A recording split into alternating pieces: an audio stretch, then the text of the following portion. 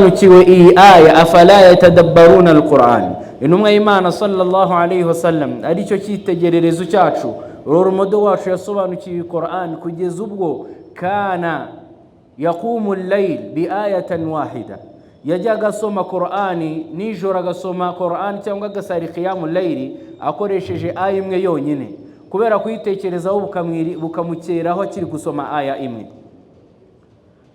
Muri hadith y'intumwa y'Imana sallallahu alayhi wasallam abasahaba baravuga bati hari igihe yigeze guhagarara qiyamul layl, kubera ko intumwa y'Imana byari itegeko kuri we gusari qiyamul layl, kubera ko Allah aramubwira ati qumil layla illa qalila, hagarara igihagararo cy'ijoro usibye akanya gato, nisfahu aw inqus minhu qalila, usari kimwe cya kabiri cy'ijoro cyangwa se wongereho ukomeze gusari. Bavanywe Islam, hari igihe yasaraga amajuzu 5 kuri raka imwe, amajuzu 5 kuri raka imwe yonyine, atarajya kuri raka ya kabiri, kandi yasaraga kenshi raka 11. Igihe kimwe rero yigeze gusari asoma aya imwe kugeza ubwo rwamukereyeho. Iyo aya ni ihe bavanywe Islam? Allah muri Qur'an yaragira ati in tu'adhibhum fa innahu ibaduk, yarimo arasoma ngo mana nubahana n'abagaragu bawe, wa in taghfir lahum fa innaka antal ghafurur rahim, kandi nunababarira mu byukuri uri nyirimuwe nyiribambe. Iyo aya kubera kuyitekerezaho yayigumye hayisubiramo mpaka salatul fajr iragera. Aina nahnu min haula, ese twe turi hehe muri aba bantu bavanywe Islam? Turi hehe n'intumwa y'Imana Muhammadin sallallahu alayhi wasallam? Suwo gusa, Ibn Abbas radiyallahu anhu nawe yajyaga asoma Qur'an, yaba ari gusari qiyamul layl agafatwa na aya imwe gusa, aya imwe akayisubiramo mpaka amarira akava cyangwa se akagwa kugeza bumukereyeho. Kugeza igihe kimwe yasomye Qur'an arasoma fattaqu yawman turja'una ila Allah thumma tuwaffa kullu nafsin bima kasabat wa hum la yuzlamun. Yasomye aya ihambaye cyane, abamenyi banatubwira ko ari nayo aya ya nyuma yamanutse muri Qur'an, itubwira iti fattaqu yawman turja'una ila Allah, ngo mutinye umunsi muzagarurwa kwa Allah subhanahu wa ta'ala, thumma tuwaffa kullu nafsin bima kasabat, roho zose zikabarurirwa cyangwa se zigahemberwa ibyo zakoze, wa hum la yuzlamun, kandi nta numwe muri mwe uzahuguzwa. Bavanywe Islam, umuntu yicaye agatekereza iyo aya yonyine, bavanywe Islam yakuramo ibyiza byinshi. Si nibyo gusa, wenda turi kuvuga abasahaba bonyine, ese abasahaba kazi byari bimeze bite? Bavanywe Islam, Aisha radhiyallahu anha, Aisha umudamu w'intumwa y'Imana Muhammadin sallallahu alayhi wasallam, akaba n'umubyeyi wacu. Igihe kimwe umwe mu basahaba batoya cyane witwaga Qasim ibn Muhammad ibn Abi Bakr Siddiq, wa Abu Bakr Siddiq radhiyallahu anhu, igeze kuza aje kureba nyirasenye cyangwa se shangazi we ariwe Aisha radhiyallahu anha. Amugeze hasanga ari gusari salatu duha, hari mu gitondo. Arategereza, ubwo yari ategereje ko ari ibyo baganiraho, ariko Aisha radhiyallahu anha ntabwo yarenzaga Aisha, azisubiramo muri suratu Tur. Qasim radhiyallahu anhu aravuga ati reka mbe ngiye ku soko gatoya ndagaruka yasoje. Ajya ku soko akemura ibyo yakemuraga, nimba ari guhahira urugo rwe yaragaruka, ashyira ibiryo mu rugo rwe, agarutse asanga Aisha radhiyallahu anha akiri kuri za Aisha akiri kuzitekerezaho. Bavanywe Islam, izo ni izihe aya? Ni suratu Tur, aho Allah avuga ati fa aqbala ba'duhum ala ba'din yatasaalun, ngo umunsi abantu bazaba bageze mu ijuru bazaba bari kubazanya baganira. Qalu inna kunna fi ahlina mushfiqina bimadha mushfiqina bi'adhabin alim, ngo twari mu muryango wacu mbere tutaragera muri iri juru, twari mu miryango yacu dufite ubwoba ko Allah azaduta mu muriro, ariko noneho aratubohoye aturinze umuriro. Famanna Allahu alayna wa waqana adhab as-samum, none Allah duhaye nemikomeye cyane aturokoye umuriro. Qalu inna kunna min qablu nad'uhu, mu byukuri twajyaga tumusenga tukamutakambira we wenyine. Innahu huwa al-barrur rahim, mu byukuri we niwe umugira neza kandi umunyempuhwe.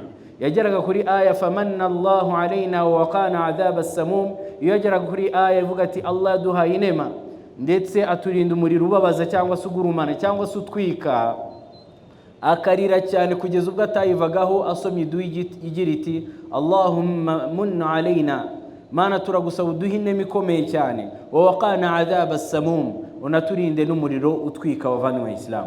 Ariko twebwe turasoma ntituzi ibyo dusoma, rimwe na rimwe n'isura ntoya ntago tuzi ibyo ari byo, ahubwo turisomera tukajya sujud tutazi n'ibyo turi gusoma. Rimwe na rimwe niyo twicaye nta kintu turi gukora, tuba twibereye muri telefone, nta na rimwe turicara ngo dusome Qur'ani tunayisobanukirwe. Fa aina nahnu min haula, ese turihe muri bano bantu bavanywe Islam? Nanone ikindi kintu sozerezaho ni icy'abacakara bavanywe Islam. Usibye n'abasahaba kazi n'abacakara cyangwa se abaja nabo bari bameze gutyo bavanywe Islam. Umwe mu basahaba yagurishije umucakara, amugurisha umwe mu bantu, hanyuma uwo muntu bigeze mu gicuku umucakara aramukomangira, aramubwira ati ni biki, ese batoye adhana ya fajiri? Aravuga ati ntago barayitora. Umucakara aramubwira ati ala tusalluna al-layl, ese ntago mujya musari qiyamul layl ngo muryoherwe na Qur'an? Aravuga ati twe ntago dusara usibye salatul fajr. Aragira ati idhan fanam, ngaho mwiryamire. Bukeye bwaho falamma asbaha, bukeye bwaho wavanywe Islam wa mucakara n'agahinda kenshi ajya kureba wa muntu wamugurisha, aramubwira ati bi'tani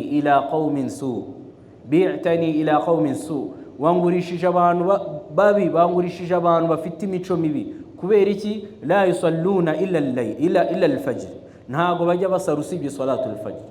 Fa aina nahnu min haula, ese twebwe turi bande muri bari bavanywe Islam? Ko na salatul fajr yatunaniye, ahubwo twisarira duha, ukabyuka ugasari salatul fajr izuba ryarashe. Paka uwo muntu wamugurishije asubira ko yawugurishije, amusubiza amafaranga, aramubwira ati subiza umuntu wanjye. Umucakara ntago yarababajwe nuko bamugurishije, ahubwo yababajwe nuko bamugurishije umuntu udasari qiyamul layl. Kandi turanabizi tunamisobanukiwe yuko wavanywe Islam umuntu w'umunyabyaha Allah ntago amushoboza gusari qiyamul layl, agira hirman kuri we gusari qiyamul layl. Kubw'ibyo rero wavanywe Islam kudasobanukirwa iyi Qur'an ntago bishobora kudufasha gukora ibada. Nkuko twabibonye ko ibada zikenera sabru zigera mu buryo butatu: kwihangana mbere yo gukora ibada, birasabwa gutawaza, kureba ngo gusarira ku gihe, n'ibindi byinshi bigiye bitandukanye wavanywe Islam. Wa athna'ul ibada, no muri ibada birasaba kutagira ubunebwe, kulani shaytani mu gihe yagushyizemo wasiwasi, ndetse na nyuma urangije iyo ibada usaba ko Allah yayakira, ukanirinda no kuvuga bagenzi bawe, kuko yawmul qiyama iyo ibada yawe bazayijyana kubera ko shatama hadha au shatamta hadha, watutse uyu muntu, wa zalama hadha, ubuguze uyu muntu, wa akala malu hadha, urya umutungo w'uyu muntu, kugeza ubwo bazafata ibada yawe bakayiha wa muntu, ya ibada yawe wakoze neza watunganyije. Kubw'ibyo rero ibada ikenera sabru zigera mu buryo butatu, ndetse no kwirinda kuba wayiha umuntu. Nkuko abatubanjije beza baravuga bati niyo nza kuba ndutanga ibikorwa byanjye nkabiha abantu navuze nari kuvuga ababyeyi banjye, kubera ko aribo bakwiye gutwara ibyiza byanjye, byibuze narushaho kuruhuka kugira ngo umuntu utanamfitiye n'akamaro muvuge anjyanira ibyiza byanjye. Kubw'ibyo rero bavanywe Islam, icya kabiri gishobora kugufasha ibyo bintu byose ni qira'atul Qur'an, ni ugusoma Qur'an. Ariko siragufasha gute? Mu rugo rwawe, mu rugo rwacu twuzuzamo imiziki, twuzuzamo amafilime y'urukozasoni. Ese iradufasha gute tutari twanicara ngo twicare dusome Qur'an, byibuze na ikhlas tunayimenye? Ndasozereza abavanywe Islam kuwa tubanjije mwiza as-salafu salih witwaga Sufyan Thawri rahmatullahi alayhi, Allah amuhe umugisha mwe n'impuwe. Hari igihe kimwe nawe yamaze gusari salatul Isha, ashaka gushyiraho witiri ngo yiryamire, ariko asoma suratut Takathur. Nta numwe utazi iyi sura, nta numwe mu bantu utazi iyi sura, alhaakumut takathur hatta zurtumul maqabir. Ariko yagumye yisubiramo abavanywe Islam kugeza salatul fajr igeze, bitewe n'uburyo n'ubuhambare bw'iyi sura abavanywe Islam. Iyi sura ntabwo ishobora gutwara umunota umwe kuyisoma, ariko iyo umuntu ayicaye akayitekereza byunyuze na aya imwe bishobora kugutwara amasaha 5. Ufashe aya imwe ukavuga ati alhaakumut takathur, bashishikajwe no kurundanya ingwizi, kurundanya. Kandi urebye n'ubwo buzima bwacu mu makonti yacu dushishikajwe no gukora iki? No kurundaho amafaranga. Tudatekereza tuti ese tuyashyizeho ari halal, tuyashyizeho ari haram, kurundanya gusa. Ntibikureba n'uwo wambuye, ntibikureba apfa kuba konte yawe ibyimbye nta n'ikintu, mbese nta nubwo ubyitaye, upfa kuba konte yawe iri bubyimbe. Bavandimwe Islam, nibwo buzima tubayeho, hatta zurtumul maqabir, kugeza ubwo dusubiye mu mva zacu. Bavandimwe Islam, benshi bakorera umutungo, bamara kubaka amazu ukahita wumva ejo akimara kuyifungura ejo ahise apfa n'umutungo wose afite. Wallahi dufite ingero nyinshi, nta nubwo ari ngombwa kuzivuga, n'iruhande rwacu zirahari. Ariko bavandimwe Islam, ntabwo tujya dutekereza kuri Qur'an. Dutekereje kuri izo aya ebyiri zonyine ziraduhagije kuba twafata amasaha n'amasaha, bikaduha intandaro zo gukora ibada zacu neza, tukazirinda icyo ari cyo cyose cyazangiza. Kubyo rero bavandimwe Islam, reka dusoreza aha dusaba Allah subhanahu wa ta'ala ko yadushyira mu bantu ba Qur'an, bamwe bayisoma batayisomye mu ijwi ryiza gusa, ahubwo bakanayisobanukirwa. Kubera ko kitabun anzalnahu, iki gitabo cyamanuye, Qur'an yamanuwe ilayka, cyamanuye ku ntumwa y'Imana Muhammadin sallallahu alayhi wasallam, liyadabbaru fihi, kugira ngo bayitekerezeho.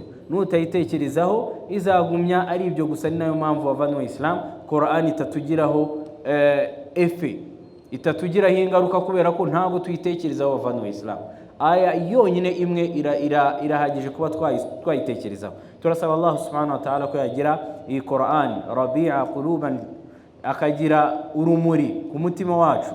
Allahumma ja'alil Qur'an al-azim rabi'a qulubina wa shifaa'a sudurina wa jala'u ahzanina wa dhahaba ghumumina wa humumina wa sa'iqana wa dalilana ilayka wa ila jannatika jannatin na'im bifadli subhana rabbika rabbil izzati 'amma yasifun wa salamun 'alal mursalin والحمد لله رب العالمين والسلام عليكم ورحمة الله وبركاته.